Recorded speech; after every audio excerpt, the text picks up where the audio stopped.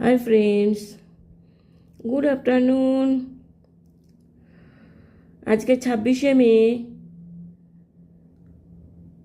বিপ্লবী কবি কাজী নজরুল ইসলামের জন্মদিন। ইনি বাংলাদেশের জাতীয় কবি, কিন্তু ইনি তখন তো অবিভক্ত বাংলায় উনি ছিলেন। তো উনি একজন দেশের সেনাবাহিনীতে, ওনার চাকরি ছিল দেশের সেনাবাহিনীতে যোগ দেওয়া।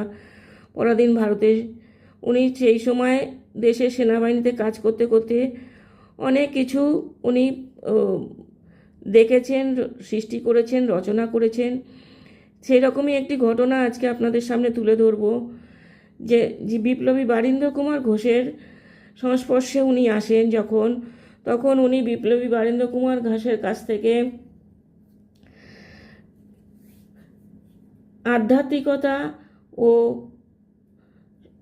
যোগব্যায়ামের দর্শন সম্বন্ধে জানতে পারেন, এবং সেখান থেকে তিনি আধ্যাত্মিকতা ও যোগব্যায়ামের প্রতি আকৃষ্ট হয়ে পড়েন, এবং তিনি নিয়মিত ধ্যান ও প্রাণায়াম করতেন, যোগব্যায়াম করতেন।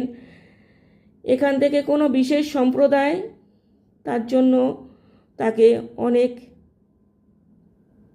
কটু কথা বলেছিলেন, অনেক কথা সহ্য করতে হয়েছে, কিন্তু তবুও তেনাকে দমানো যায়নি বা থামানো যায়নি।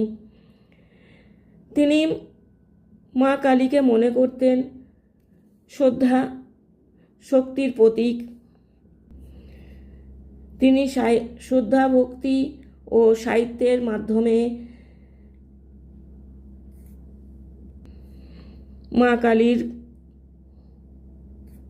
কথা রচনা করে গেছেন।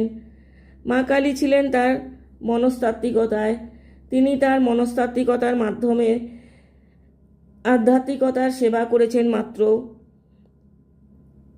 দেবীকে তিনি শক্তি ও অন্যায়ের প্রতীক হিসাবে মনে করতেন, অন্যায়ের বিরুদ্ধে লড়াই করার প্রতীক হিসাবে তিনি মনে করতেন।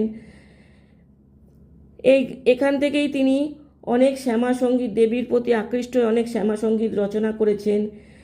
যেমন একটি হচ্ছে, কালো মেয়ের পায়ের তলায় দেখে জালোর নাচন,